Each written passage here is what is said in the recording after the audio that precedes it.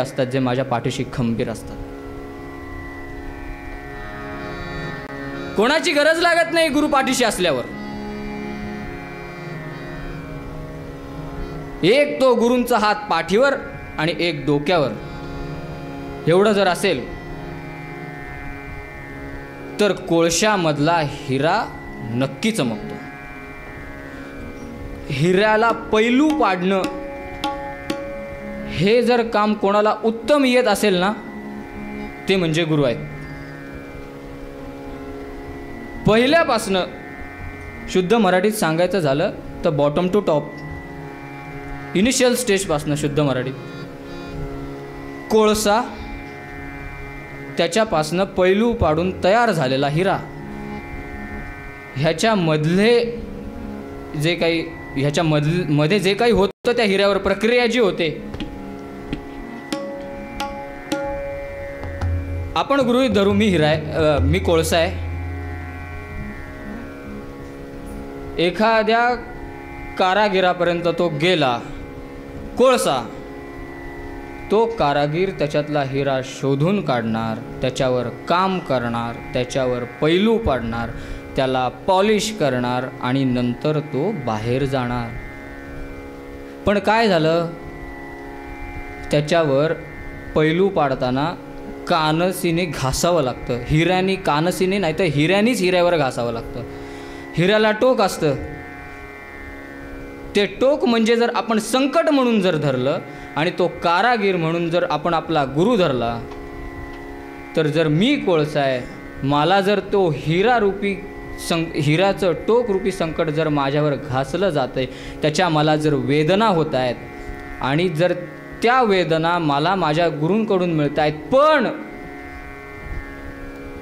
नंतर जो परिणाम, जो चमकणारा हिरा बाहेर येतो, तसा हिरा मला माझे गुरु करून बाहेर पाठवणार आहेत. एवढी ताकद गुरूंमध्ये आहे. एवढी ताकद गुरूंमध्ये आहे.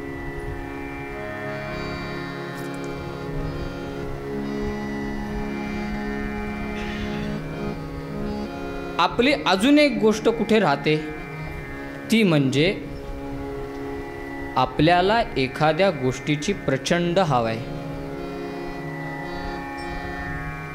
कुठल्याही गोष्टीची असेल ती, मग ती सुखाची असेल, एकंदरीत बाकीच्या कुठल्या गोष्टींची असेल. आशेतच जन्म चालला, आशेतच जन्म चाललाय, मिळण्याची अजून गोष्टच नाही. यावे खावे बरे असावे हेची धरी हाव संसारी. यावे खावे हे तर सगळं नशिबावर असतं. माझ्या जर नशिबात असेल तर मला मिळणार आहे, मी ते खाणार आहे. ताटली भर पोहे, बशी भर पोहे दिवसभरातनं एकदाच माझ्याकडे फक्त आले. दिवसभर मी काही खाल्लेलं नाही आहे. कुठे होतो, कीर्तनाला गेलेलो, वेळ नाही मिळाला, कॉलेजला गेलेलो, कुठल्याही कारणामुळे दिवसातनं फक्त बशीभर पोहे मिळाले. ते माझ्या नशिबाचे होते. आणि मी जर त्या बशीतले पोहे बघून म्हणालो, लिंबाची एक फोड आहे का हो, इथे संसार आला. नाहीतर कोथिंबीर गाव घालायला, खोबरं द्या ना थोडंसं, इथे संसार आला. यावे खावे बरे असावे याला काहीच नाही. यावे खावे याला काहीच नाही. बरे असावे आलं की तिथे संसार आला. आपल्याला सगळी गोष्ट चांगलीच पाहिजे असं विधिलिखित नाही आहे. सगळी गोष्ट आपल्याला चांगलीच मिळेल.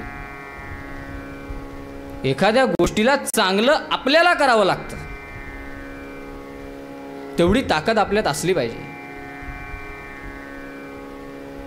एखाद्या गोष्टीला चांगलं करणं ह्याच्यासाठी आपण पहिले त्यासाठी तयार लागतो, ती गोष्ट करायला.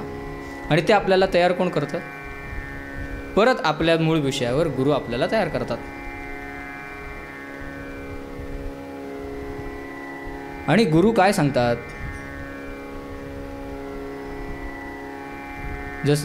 जसं मी सूत्र श्लोकात सांगितलं, उपासनेला दृढ चालवावे,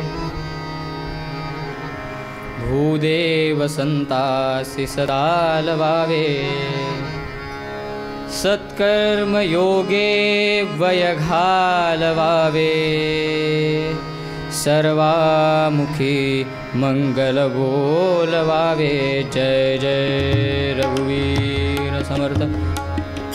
मोठ्याने गजर होऊन जाऊ दे बरं एकदा. जय जय रघुवीर समर्थ. कोण झोपलंय कोण जागे जरा समजूते पण तुम्हाला.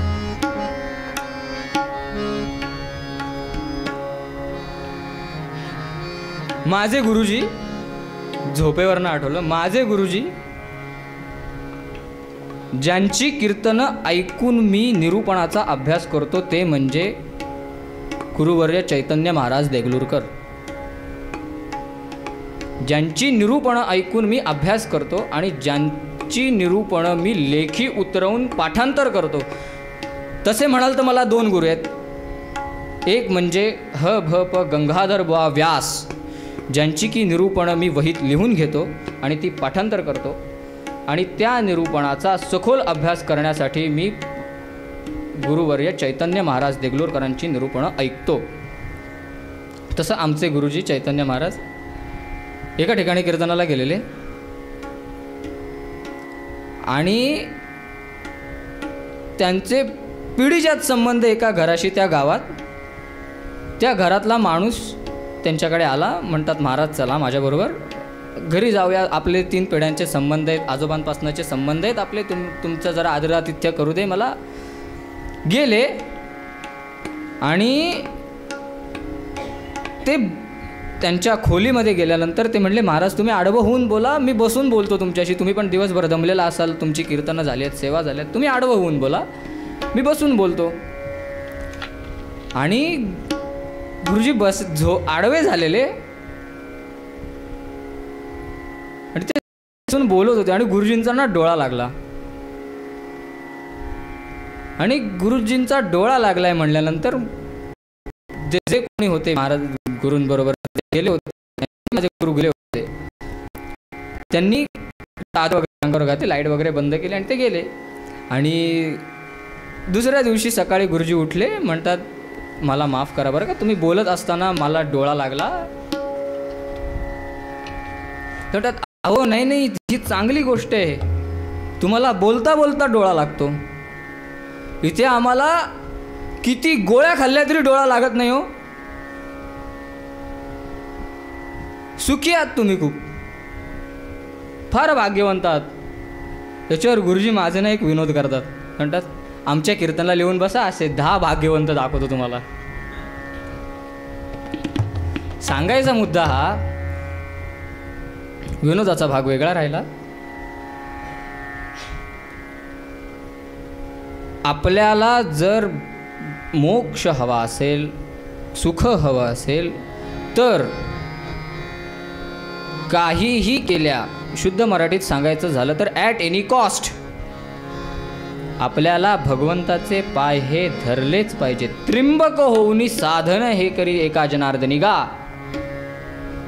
शंकरासारखी आराधना करता आली पाहिजे. त्रिंबक होऊनी साधन ते करी एका जनार्दनी गा.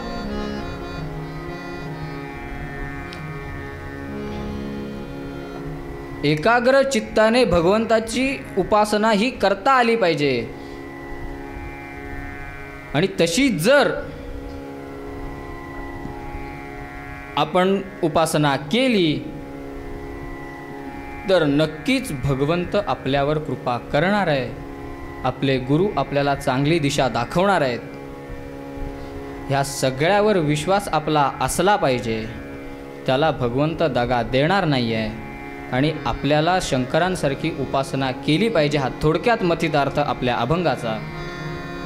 आपल्याकडे जास्ती वेळ नाही आहे, आपल्याला 2च तास मिळालेत.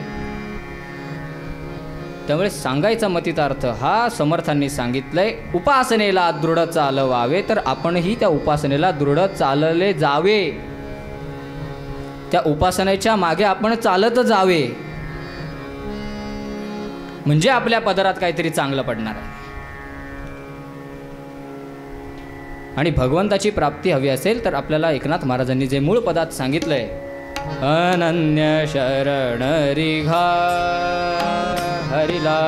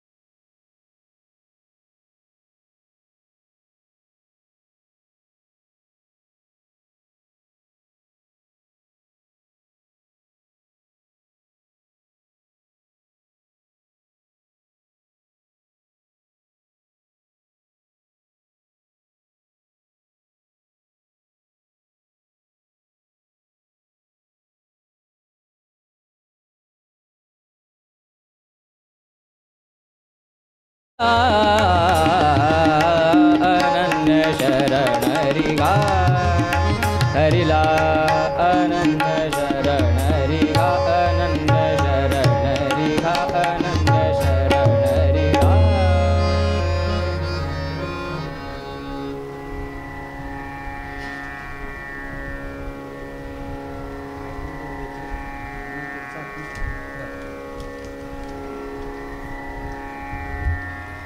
श्री रामदास स्वामी संस्थान सज्जनगड आयोजित श्री